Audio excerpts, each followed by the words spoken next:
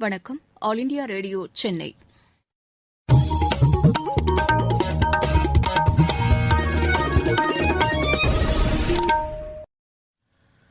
மாநிலச் செய்திகள் வாசிப்பவர் வடிவழகி கபிலன். தலைப்புச் செய்திகள்: தமிழகத்தில் நிவர் புயல் மற்றும் கனமழையால் பாதிக்கப்பட்ட பகுதிகளை மத்திய குழுவினர் இன்றும் நாளையும் ஆய்வு செய்ய உள்ளனர். மாநிலத்தின் 13 மாவட்டங்களில் இன்று கனமழை பெய்யக்கூடும் என சென்னை வானிலை ஆய்வு மையம் தெரிவித்துள்ளது. புதிய வேளாண் சட்டங்கள் தொடர்பாக விவசாய சங்க பிரதிநிதிகளுடன் வரும் 9ஆம் தேதி மீண்டும் பேச்சுவார்த்தை நடைபெறும் என மத்திய வேளாண் அமைச்சர் திரு நரேந்திர சிங் தோமர் தெரிவித்துள்ளார். கோவிட்-19 தொற்றுக்கான தடுப்பூசியின் 3ஆம் கட்ட பரிசோதனைகளை மேற்கொள்ள சைடஸ் கேடிலா நிறுவனத்திற்கு அனுமதி அளிக்கப்பட்டுள்ளது. இந்தியா ஆஸ்திரேலியா அணிகளுக்கிடையேயான 2வது டுவெண்டி கிரிக்கெட் போட்டி சிட்னியில் இன்று நடைபெறுகிறது. இனி விரிவான செய்திகள். தமிழகத்தில் நிவர் புயல் மற்றும் மழையால் பாதிக்கப்பட்ட இடங்களை மத்திய குழுவினர் இன்றும் நாளையும் நேரில் பார்வையிட உள்ளனர். மத்திய உள்துறை இணைச் செயலாளர் திரு அசுதோஷ் அக்னிஹோத்ரி தலைமையில் நேற்று சென்னை வந்த மத்திய குழுவினர் தலைமைச் செயலாளர் திரு சண்முகம் உள்ளிட்ட அதிகாரிகளுடன் ஆலோசனை நடத்தினர். இதனைத் தொடர்ந்து மத்திய குழுவினர் 2 குழுக்களாக பிரிந்து தமிழகம் மற்றும் புதுச்சேரியில் ஆய்வு செய்ய உள்ளனர். சென்னை மற்றும் அதனையொட்டிய அண்டை மாவட்டங்கள் கடலூர் மற்றும் புதுச்சேரியிலும் இவர்கள் சேத விவரங்களை நேரில் பார்வையிடுகின்றனர். பின்னர் சென்னை திரும்பும் இவர்கள் மீண்டும் தலைமைச் செயலாளர் உள்ளிட்டோருடன் ஆலோசனை நடத்திய பின் சேத விவரங்கள் குறித்த அறிக்கையை மத்திய அரசிடம் தாக்கல் செய்வார்கள். இதனிடையே தமிழகத்திற்கு புயல் நிவாரணப் பணிகளுக்கு 3258 கோடி ரூபாய் வழங்க வேண்டும் என மத்திய குழுவிடம் தமிழக அரசு கோரிக்கை விடுத்திருப்பதாக வருவாய்த்துறை அமைச்சர் திரு RB உதயகுமார் தெரிவித்துள்ளார். சென்னையில் செய்தியாளர்களிடம் பேசிய அவர், இடைக்கால நிவாரணமாக 650 கோடி ரூபாய் தேவை எனவும் மத்திய குழுவிடம் தெரிவிக்கப்பட்டிருப்பதாக கூறினார். மன்னார் வளைகுடா பகுதியில் நிலை கொண்டுள்ள காற்றழுத்த தாழ்வுப் பகுதி காரணமாக தமிழகத்தின் 13 மாவட்டங்களில் இன்று கனமழை பெய்யக்கூடும் என சென்னை வானிலை ஆய்வு மையம் தெரிவித்துள்ளது. ராமநாதபுரம், மதுரை, விருதுநகர், தூத்துக்குடி ஆகிய 4 மாவட்டங்களில் மிக கனமழையும், சிவகங்கை, புதுக்கோட்டை, தேனி, திண்டுக்கல், கோவை, நீலகிரி, கடலூர், தஞ்சாவூர் மற்றும் திருவாரூர் ஆகிய 9 மாவட்டங்களில் கனமழையும் பெய்யக்கூடும் என தெரிவிக்கப்பட்டுள்ளது. சென்னை மற்றும் புறநகர் பகுதிகளில் அடுத்த 2 தினங்களுக்கு மிதமான மழையும் அவ்வப்போது கனமழையும் பெய்யக்கூடும் என்றும் தெரிவிக்கப்பட்டுள்ளது. நாகப்பட்டினம் மாவட்டம் கொள்ளிடம் ஒன்றியத்திற்கு உட்பட்ட பல்வேறு பகுதிகளில் மழையால் பாதிக்கப்பட்ட கிராமங்களை மாநில கைத்தறித்துறை அமைச்சர் திரு OS மணியன் நேற்று பார்வையிட்டார். பின்னர் செய்தியாளர்களிடம் பேசிய அவர், கொள்ளிடம், சீர்காழி பகுதிகளில் பயிர்கள் தண்ணீரில் மூழ்கியிருப்பதாக கூறினார். தற்போது மழை குறைந்து விளைநிலங்களில் தேங்கியுள்ள மழைநீர் வடிய தொடங்கியுள்ள போதிலும் சில இடங்களில் நெற்பயிர்கள் கதிர் விட்டுள்ள சூழ்நிலையில் பயிர்கள் சேதமாகியிருக்கக்கூடும் என தெரியவந்துள்ளதாகவும் அவர் குறிப்பிட்டார். தண்ணீர் வடிந்த பிறகுதான் சேத விவரங்களை முழுமையாக கணக்கிட முடியும் என்றும் திரு OS மணியன் தெரிவித்தார். இந்நிலையில் இம்மாவட்டத்தில் தாழ்வான பகுதிகளில் வசிக்கும் மக்களுக்கு உதவ காவல்துறையினர் மற்றும் ஊர்காவல் படையினர் தயார் நிலையில் உள்ளதாக மத்திய மண்டல IG திரு ஜெயராமன் தெரிவித்துள்ளார்.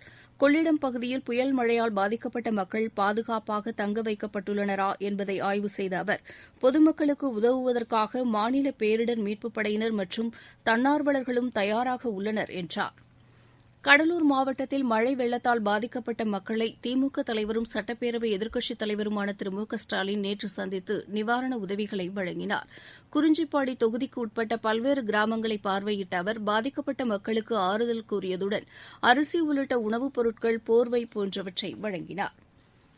சென்னை மாநகராட்சி பகுதிகளில் மழை வெள்ளத்தால் பாதிக்கப்பட்டுள்ள குடிசைவாழ் மக்கள் 26 லட்சம் பேருக்கு இன்று முதல் 3 வேளையும் உணவு வழங்கப்பட உள்ளதாக சென்னை மாநகராட்சி ஆணையர் திரு பிரகாஷ் தெரிவித்துள்ளார்.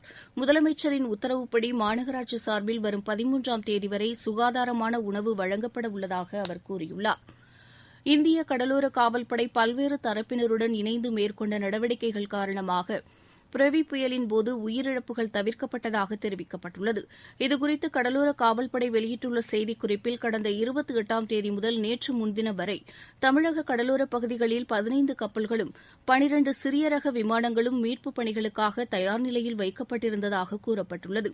ராமேஸ்வரம் அருகே மணலி தீவுப் பகுதியில் சிக்கித் தவித்த 3 பேர் ஹோவர் கிராப்ட் உதவியுடன் கடலோர காவல்படையினரால் மீட்கப்பட்டதாகவும் அந்த செய்திக்குறிப்பில் தெரிவிக்கப்பட்டுள்ளது.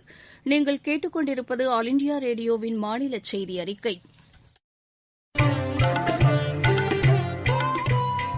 கோவிட்-19ற்கு எதிரான போரில் நமக்கான 3 கவசங்கள்.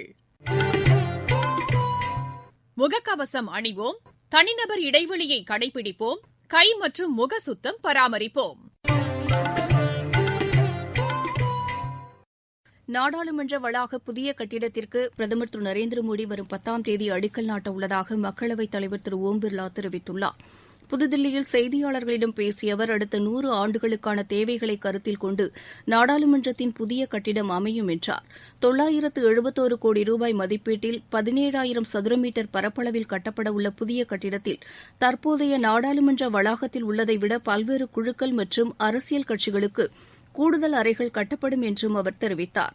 இதனிடையே ஆக்ரா மெட்ரோ ரயில் திட்ட கட்டுமானப் பணிகளை பிரதமர் நாளை தொடங்கி வைக்கவுள்ளார்.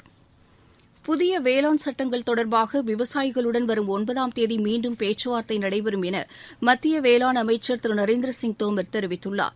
நேற்று நடைபெற்ற 5வது சுற்று பேச்சுவார்த்தையின்போது பயிர்களுக்கான குறைந்தபட்ச ஆதரவு விலை நிர்ணய முறை தொடரும் என விவசாய சங்கங்களிடம் உறுதியளிக்கப்பட்டிருப்பதாக அவர் கூறியுள்ளார். இந்த நடைமுறைக்கு எவ்வித அச்சுறுத்தலும் இல்லை என்றும் இது தொடர்பான சந்தேகங்கள் தேவையற்றது என்றும் அவர் குறிப்பிட்டார். வேளாண் உற்பத்தியாளர் விற்பனை குழு சட்டத்தை மேலும் வலுப்படுத்த மத்திய அரசு தயாராக இருப்பதாகவும் அமைச்சர் திரு தோமர் தெரிவித்தார். மேலும் தில்லியில் நிலவும் கடும் குளிரை கருத்தில் கொண்டு போராட்டத்தில் ஈடுபட்டுள்ள மூத்த விவசாயிகள் மற்றும் குழந்தைகளை வீட்டிற்கு அனுப்பி வைக்குமாறு விவசாய சங்கங்களிடம் அரசு கேட்டுக் கொண்டிருப்பதாகவும் அவர் கூறியுள்ளார். மண்வளத்தை பாதுகாக்க மத்திய அரசு பல்வேறு நடவடிக்கைகளை மேற்கொண்டிருப்பதாக மத்திய சுற்றுச்சூழல் மற்றும் வனத்துறை அமைச்சர் திரு பிரகாஷ் ஜவடேகர் தெரிவித்துள்ளார். உலக மண்வள தினத்தையொட்டி அவர் வெளியிட்டுள்ள டுவிட்டர் பதிவில் மண்வள ஆரோக்கியத்தில் இந்தியா மேற்கொண்ட பணிகள் பல்வேறு நாடுகளுக்கு வழிகாட்டியாக அமைந்துள்ளது என குறிப்பிட்டுள்ளார். உலகம் முழுவதும் மண்வள ஆரோக்கியம் குறித்து மேலும் விழிப்புணர்வு தேவை என்று வலியுறுத்தியுள்ள அவர் மண்ணின் தன்மையை பாதுகாக்க மட்டுமின்றி சுற்றுச்சூழலுக்கும் மண்வள ஆரோக்கியம் அவசியம் என்று தெரிவித்துள்ளார். கோவிட்-19 பெருந்தொற்றுக்கான தடுப்பூசியின் 3ஆம் கட்ட பரிசோதனையை நடத்த சைடஸ் கேடிலா நிறுவனத்திற்கு மத்திய அரசின் மருந்து கட்டுப்பாட்டுத்துறை தலைமை இயக்குநர் அனுமதி அளித்துள்ளார். இதன்படி நாடு முழுவதும் 25 இடங்களில் 250 நோயாளிகளுக்கு இந்த நிறுவனத்தின் தடுப்பூசியை செலுத்தி பரிசோதிக்கப்பட உள்ளது. அரசியல் சாசன சிற்பி அண்ணல் அம்பேத்கரின் 64வது நினைவு தினம் இன்று அனுசரிக்கப்படுகிறது. இதனையொட்டி அவரது வாழ்க்கை வரலாறு குறித்த குறும்படம் ஒன்றை மத்திய தகவல் ஒலிபரப்பு அமைச்சகத்தின் திரைப்பட பிரிவு வெளியிட்டுள்ளது. தமிழகத்தில் பிஜேபியின் தேர்தல் கூட்டணி குறித்து கட்சித் தலைமைதான் முறையான அறிவிப்பை வெளியிடும் என அக்கட்சியின் மாநில தலைவர் திரு எல் முருகன் கூறியுள்ளார். மதுரையில் செய்தியாளர்களிடம் பேசிய அவர் அஇஅதிமுக ஒருங்கிணைப்பாளர் மற்றும் துணை ஒருங்கிணைப்பாளருடன் நடைபெற்ற கூட்டத்தில் நாடாளுமன்ற தேர்தலில் தொடங்கிய கூட்டணி தொடரும் என்று அறிவிக்கப்பட்டதை சுட்டிக்காட்டினார். இருவரிச் செய்திகள்: கோவாக்ஸ் திட்டத்தின் கீழ் அடுத்த ஆண்டின் முதல் காலாண்டிற்குள் சுமார் 50 கோடி தடுப்பூசிகள் கிடைக்கப்பெறும் என உலக சுகாதார அமைப்பின் தலைமை விஞ்ஞானி திருமதி சௌமியா சுவாமிநாதன் நம்பிக்கை தெரிவித்துள்ளார். கோவிட் தொற்றால் பாதிக்கப்பட்ட குஜராத் உயர்நீதிமன்ற நீதிபதி திரு ஜி ஆர் உத்வானி சிகிச்சை பலனின்றி நேற்று காலமானார். தமிழகத்தில் கோவிட் தொற்று பாதிப்பிலிருந்து நேற்று 1407 பேர் குணமடைந்துள்ளனர். புதிதாக 1366 பேருக்கு தொற்று பாதிப்பு உறுதி செய்யப்பட்டுள்ளது.